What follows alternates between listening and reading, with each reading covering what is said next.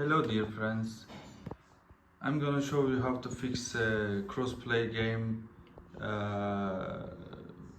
option because I had a problem with the other playing with other platforms, but when I searched on the internet I couldn't find anything, and I decided to take a video for you guys.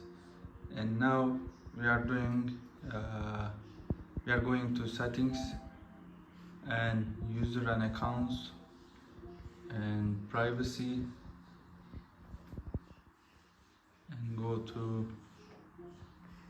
view and customize your privacy settings, and go to downside and get crossplay games invitation from don't allow to allow. And then this is one solution. The other solution is from in the game. It is FC. For example, if you want to play FIFA, you need to go to FC 24, and there is also one you need to correct one option too, crossplay game enable. This is the solution of the problem with playing with other platforms. Thanks for watching. Have a nice day.